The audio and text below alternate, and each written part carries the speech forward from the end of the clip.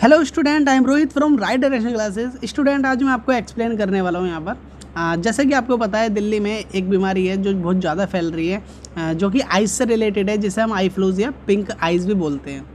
ये बीमारी आई फ्लूज़ ये इतनी ट्रेंडिंग पे है, ये जहाँ तक हर स्कूलों में देखी जा रही है, ट्यूशन्स वगैरह हर जगह आप जहाँ भी नज़र डालें, किसी न किसी घर में 1 से 2 व्यक्ति जो है वो आई फ्लूज़ से जूझ रहे हैं। तो मैं आई फ्लू के बारे में बताऊंगा, ये आई फ्लू इन्फेक्शन कैसे फैल रहा है और आई फ्लू जो वायरस है जो आई फ्लू को फैला रहा है, एडिनो वायरस, ये कैसे अटैक कर रहा है, इसके बारे में मैं आपको बताऊंगा। आइज़ में कैसे अटैक कर रहा है, कौन से पार्ट को अफेक्ट कर रहा है, इसके बारे में मैं इस वीडियो में आपको बताने की कोशिश करता हूँ। सो स्टूडेंट, अगर मैं बताऊँ तो क्या होता है आई फ्लू, यहाँ पर मैं लिख देता हूँ, यहाँ पर ये लिखा है आई फ्लू। इसको हम कंजक्टिवाइटिस भी बोलते हैं। ये एक तरह का संक्रमण होता है। संक्रमण यानी एक तरह की डिसीज़ होती है, एक तरह की बीमारी होती है जो कि कंजक्टिवा की सूजन की वजह से आती है। अब कंजक्टिवा आपके मन में आया होगा, ये कंजक्टिवा का मीनिंग क्या है, कंजक्टिवा का रियली है क्या। अब कंजक्टिवा के बारे में मैं बताऊँ तो कंजक्टिवा हमारी आइज़ का, देखो ये वाला पार्ट आप देख पा रहे हैं, ये आपको पता है ये हमारी पलक होती है। अब पलक के जो इंटरनली लेयर है, ये मैंने मोड़ के दिखाई है यहाँ पर, ये इंटरनली लेयर देख पा रहे हो, ये कंजक्टिवा होती है। अब ये कंजक्टिवा हमारे ये वाइट वाला हिस्सा और ये पीपल को ढक के रखती है। अब मानो कोई वायरस अगर इसी पे अफेक्ट कर दे और इसी पे सूजन ला दे, इस वाले भाग में अटैक करके इसमें सूजन ला दे, तो ये क्या करता है, ये पूरी आइज़ को अफेक्ट करता है। ये बैक्टीरिया क्या होता है, इसमें सूजन ला देता है और इसकी सूजन की वजह से जब इस पर ये ढका हुआ पार्ट होता है, ये इसको भी अफेक्ट करता है और ये पूरी आइज़ को लाल कर देता है, पिंक कर देता है।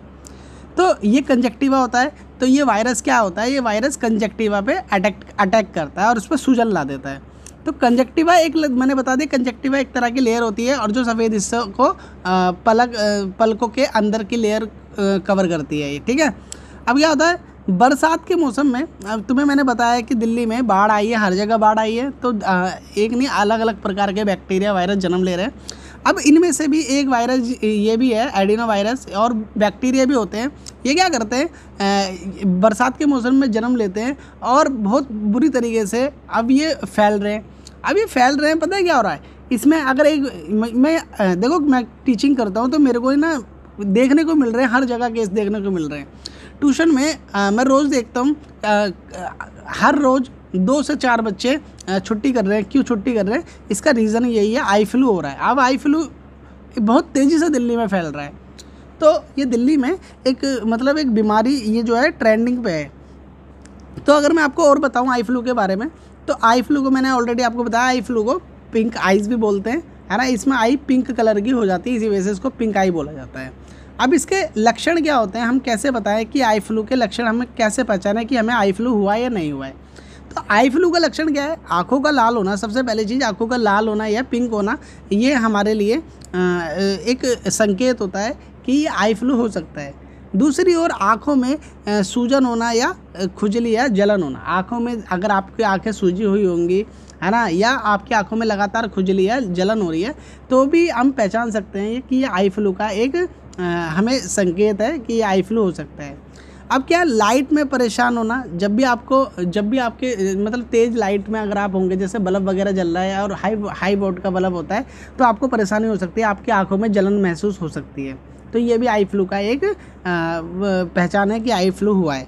सफ़ेद चिपचिपा पदार्थ आँखों से निकलना, आँखों से लगातार एक लिक्विड निकलता रहता है। हम बोलते तो उसे आंसू की तरह ही है, लेकिन वो आंसू के साथ एक चिपचिपा पदार्थ होता है वाइट कलर का। तो उससे हम पता कर सकते हैं कि ये आई फ्लू का एक संकेत है। सामान्य से ज़्यादा अभी हमारे क्या है, लगातार आंसू आते रहते हैं, इसमें आंसू बहते रहते हैं, जो कि पहचान है, ठीक है। और अगर मैं आई फ्लू से बचने के तरीके बताऊं आपको, आई फ्लू से हम कैसे बच सकते हैं, तो लगातार आप, सच बताऊं तो देखो, मैं भी इस चीज़ को फॉलो कर रहा हूं, आपको भी फॉलो करना चाहिए। आप अपने पास एक सैनिटाइज़र रखिए, है ना, और लगातार जब भी आप किसी सरफेस को छूते हैं तो आप उसको सबसे पहले हाथ को सैनिटाइज़ कीजिए, लगातार हाथ को धोइए या सैनिटाइज़ कीजिए। अब सैनिटाइज़ करने से होगा क्या, आपके हाथों में जितने भी ये जो वायरस होगा, अगर किसी के कांटेक्ट में होने से आपके हाथ में ट्रांसफ़र हो जाता है, तो आप इसको सैनिटाइज़र से या हाथ धो के आप इसको हटा सकते हैं। और आपको क्या करना है, अपना टॉवेल जो होता है, टॉवेल यानी तौलिया, अपना तौलिया जो है वो किसी के साथ शेयर ना करें। ऐसा होता है अगर आपको ये संक्रमण है, अगर आप ये तौलिया किसी और को शेयर कर दोगे तो उसको भी होने के चांसेस होते हैं, ठीक है। और तीसरा रीज़न है अपनी टॉवल, अगर मान लेते हैं अगर आपको ये वायरस हो चुका है, अगर आप इससे संक्रमित है तो आपको अपने लगातार अपनी ध्यान खुद से रखना पड़ेगा। इससे क्या होगा कि आपने जिस आइटम को आप इस्तेमाल कर रहे हैं, जैसे टॉवल वगैरह से अगर आप मुंह पोंछ रहे हैं तो आप इस टॉवल को लगातार धोइए, क्योंकि ये जो बीमारी है ये 5 से 10 दिन ले रही है, 5 से 10 दिन ले रही है।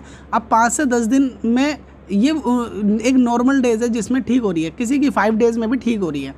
अभी क्या है, अगर आप परहेज़ ज़्यादा करेंगे तो बहुत जल्दी ठीक हो जाएगी, अगर आप परहेज़ नहीं करेंगे तो ये ज़्यादा समय ले सकती है बीमारी, ठीक है। तो परहेज़ के रूप में क्या है, आप अपने टॉवल को लगातार धोते रहिए और साफ़ सुथरे कपड़े पहनिए, ठीक है। और क्या होता है, आँखों के ब्यूटी प्रोडक्ट को एक्सपायर होने के बाद यूज़ ना करें।